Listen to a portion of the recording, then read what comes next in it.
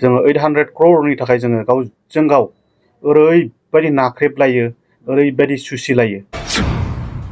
थाखा जोंनिसो थाखा बियो, बेखौनो जोंखौ आसामनिफ्राय कन्ट्रल खालामनो नाजाबाय थायो। आंनाव रिपर्ट दं माखासे, जाहाथे बेखौबो नोंथांमोना दानि प्रेजेन्ट गभर्नमेन्टआ मोजां इउटिलाइज खालाम। जोंनो बिटिसिआव मा हरदों? दिनैबो बड'लेण्ड इउनिभार्सिटिनि अबस्थाया मा? फुल फ्लेजेड जायाखै। माबा बिलखौबो सिगांनि गभर्नमेन्टनो होआनो, ना होमबा?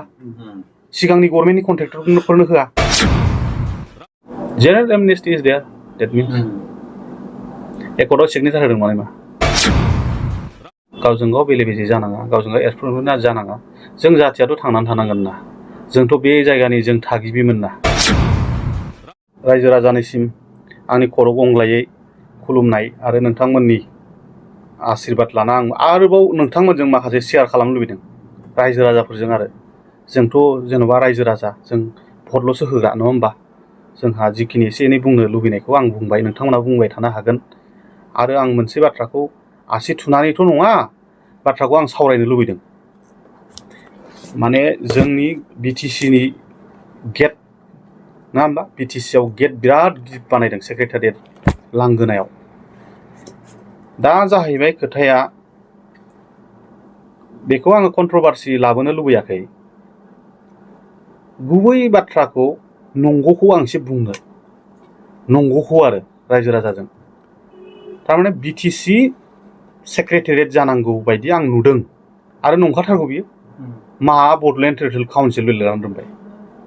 जोङो गावनि मोनखानाय गोहो, 6 सिडिउलनि बे मोनसे अफिस सेक्रेटारियेट आरो लेजिस्लेटिभ एसेम्बलि दं सिङाव।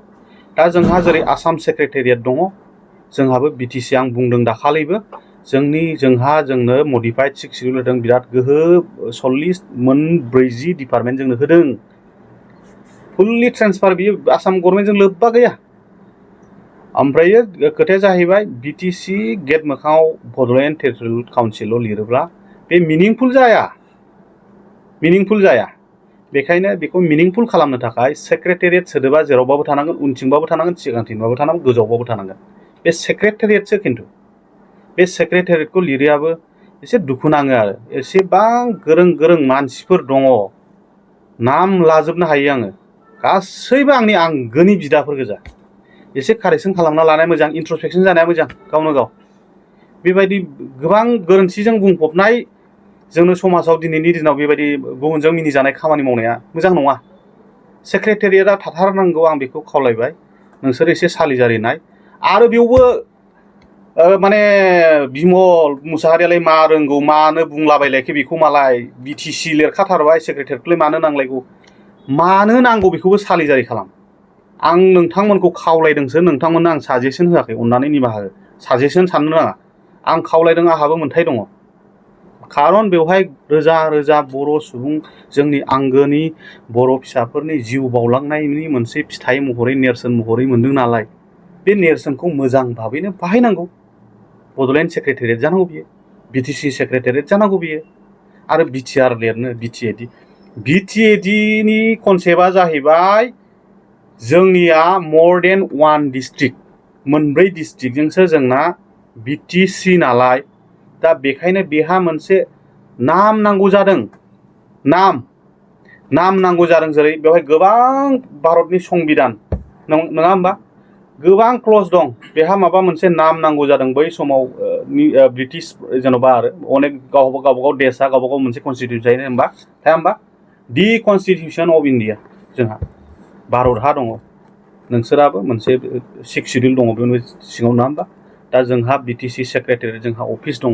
दा बड'लेण्ड टेरिटरियेल काउन्सिलाबो गासिबोथ' 4 डिस्ट्रिक्टआनो बड'लेण्ड टेरिटरियेल काउन्सिल, नङा होमबा? नोंनि न'आव लिरबाबो जों बड'लेण्ड टेरिटरियेल काउन्सिलखौ लिरनानै लानो हायो। खिन्थु बे मा एक्जेक्टलि लकेसना मा, भेनुआ मा बुस्थु बेलाय? बड'लेण्ड टेरिटरियेल काउन्सिल मा बुस्थु बेलाय? अफिस जाखो ना माबा मोनसे जाखो, बिसिडिसि जाखो? जोंहा बे केपिटेल, बिटिसिनि केपिटेल, आरो बियो बिटिसिनि क'क्राझाराव थानाय केपिटेलाव थानाय गंसे सेक्रेटारियेट अफिस बियो। बेखायनो बे सेक्रेटारियेट जाथारनांगौ। आं बेखौहाय आंनिफ्राय खावलायबाय, आंनिफ्राय साजेसन नङा। आरो रायजो राजाजों आं नंगौना नङा, नोंथांमोना बेखौ सालिजारि नाय। बेखिनि खुलुमबाय। आंहाबो बेवहाय जोबोद माने गाबखांनाय दङ। दुखु मोननाय दं, गोजांस्रिखांनाय दङ। जाय मानसिफोरा हारिनि थाखाय गावनि जिउखौ दान होनो ओंखारदों, जाय मानसिया गावनि जिउखौनो जिउ नङा होननो सानदों, बर'नि थैजों जोनोम जानायखाय बर' माहारिनि थाखाय गावखौनो बाउसोमदों आरो गावखौनो जोबोद दुखुनांथाव, माने मा होनबावनो, बेवहाय आं सासे आयेननि फरायसा हिसाबै, आं प्रफेसनेल लाइननि मानसि, बेयाव आङो एसे टेक्निकेल इस्युसफोर थानायखाय आं दिनैनि दिनाव आंनाव गोबां रोखोमनि आङो बेनि सायाव स्टाडि दङब्लाबो, गोबां रोखोमनि आंनाव स्टाडि दङ। दिनै आङो बे बुस्थुखौ स्टाडिनिफ्राय मोननायनिफ्राय गासैबो एन्सारखौ आं होनायाव एबस्टेन्ट थानांगौ एसे गोनांथि दङ। खारन आंहा जाथिनि थाखाय आरो आंनि इयुनाव मावनो गोनां गोबांथार खामानि दङ। आं गिबियावनो बेयावबो मोनसे रोखोमनि आंनिफ्राय खावलायनाय, गुबै खावलायनायनि ओंथि दङ आरो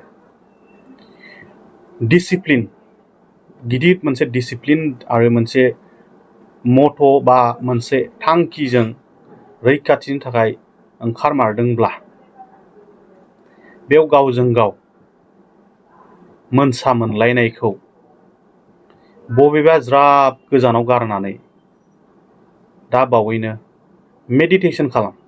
आं लुबैगोन दैदेनगिरिफोरखौ एटलिस्ट नोंथांमोना मेडिटेसन खालामनानै सान, गोरोन्थिया गावजों गाव जालायदों, गोबां बेले बेजे जादों, प्रिन्सिपल आइडिय'लजि नोंथांमोननिया मिलायलायियाव गोबां गावस्रालायदों, नङा होमबा? बे गावस्रालायनायखौ बावजोबनानै मोनसे इउनाइट जा, लिडारफ्रा इउनाइट जानानै इमिडियेटलि बिनि सायाव मोनसे रिजुलेसन लानानै जों इउनाइटलि फाइट खालामगोन। मा रोखोम फाइट खालामनांगौ, आं जि लेभेलाव साजेसन होनांगौ, जि लेभेलनि आं लिगेल अपिनियन होनांगौ, आं बेखौ होगोन होननानै इयुनाव आसा थिबाय। आं गासैबो बाथ्राखौ दिनै आंहा गोबांथार एजेन्डा दङ नालाय, दा नोंथांमोननि एजेन्डायाव आरो आं मोनसे लाइनखौ एसे लाइनजों बुंनो आरो एकर्डआव सिगनेसार होदों माने बुजिदो indirectly meaning there by what ... general amnesty is there, that means एकर्डआव सिगनेसार होदों माने मा देयार इज कनसिडारेसन। बेलावथ' लांनो हाखादों इमिडियेटलि। दा बेखौ आङो गावजों गाव बेले बेजे जानाङा, गावजों गाव एक्सप्रेसन जानाङा। जों जाथियाथ' थांनानै थानांगोन ना, जोंथ' बे जायगानि जों थागिबिमोन ना होमबा? जों थागिबिया दिनै जोंहानो गैया, ना होमबा? बे आरो दुखुनांथाव, आरो आङो गोबां बुंबा ओंखारलांबायसो थागोन। ओंखायनो हमथानानै आंनि गोसोखौ हमथानानै आंनिफ्राय आङो मोजांखौ हास्थायनानै, जायफ्रा जेलावल' थादों बे नङाथ', जेलाव थायैबो गोबां बेंगुरा जानानै दङ, गोबां बेंगुरा जानानै दङ, गोबां माने फिसाय गोमाजानानै दङ, नङा होमबा? जेलाव थानायाबोथ' बिसि गोनां दङ, बिसिनि गथ' गथायनि फिउचारा आन्दोआव मा जानानै दङ, बेफोरखौ नोजोर होनांगौनि खुब प्रयजन दङ। आरो लोगोसे जायफोरा आगोमा जिउखौ बावलांबाय, बै न'खरफोरनि सिन्ताधारा मिनिथावथाव बाथ्रा। इलेक्सन समावथ' थाखाखौ माथो बेलेग रोखोमै गारदों, नङा होमबा? बुंबाथ' दाय जागोन। रायजो राजाफोरखौ आङो निमाहा बिबाय, आङो बेखौ एसे बुंनोसै। गोबां बाथ्रा खोनानो मोनदों, जोंनि मुंख्लं न'खरफ्रा दिनै माबा मोनसे इलेक्सन गेलेनो थाखाय आवगायबोनो हादों। मुंख्लं न'खरफोरनियासो बांसिनै सुबिदा मोननांगौ, इलेक्सन गेलेनायाव बिसोरो सुबिदा मोननांगौ। खारन दिनैनि गारि मथर, न' बां, थाखा फैसा, बेंक बेलेन्स, नङा होमबा? गासैबोथ' मुंख्लंफोरनि थैजोंसो बानायनाय। गासिबो रां रुफा धोन दौलताथ' मुंख्लंफोरनि थैजोंसो बानायनाय। बिथांमोना जुदि जिउ बावलाङामोनबा ना BSc जागौमोन, ना BTC जागौमोन, ना BTR जागौमोन। आंबो दिनै बेयाव दङ, गुवाहाटि बायदियाव। आंबो बिथांमोननि मुंख्लं जालांनाय रायजो राजानि नाजानानै मोननाय गोहोजों आङो एफा एनै मदद मोनदों होननानै आं गावखौनो गोग्गानानै लागोन। BTC जायामोनबाथ' जोङो बेवहाय थांनानै थानो उकिल जानायाबो गोब्राब थासारिमोन।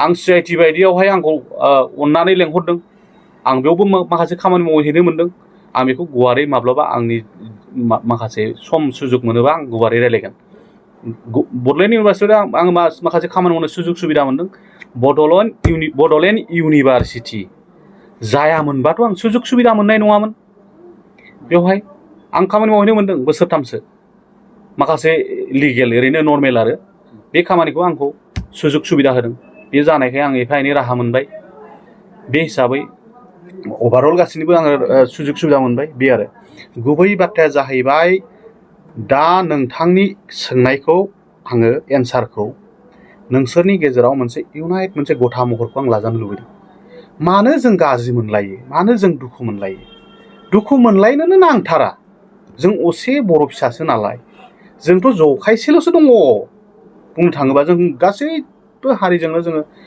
नाख्रेब जायो जोंदि बिसिबां जों गुवाहाटि हायेनाव थानानै मा कन्डिसनाव थानाङो जों मोनथिगौ बिसिबां खस्थ'नि गेजेरजों दा बिदिखौ नायोबा आङो नोंथांनो नोंथांनि सोंनायनि फिननायखौ आङो समजों लोगोसे आङो होगोन आङो दिनै बेखिनिखौ आङो बुंबाय नोंथांनि सोंनायनि फिननायखौ आं बेखिनियावनो निमाहा बिबाय आङो गुवारै बुंनो एसे टेकनिकेल उसुबिदा खारन सोलिबाय थानाय खामानियाव मालाबाबो आखाइ बेयाव माखासे खामानि मावबाय थादों आं नुदोंबो आरो मा रोखोमनि मावदों गोजोन्थों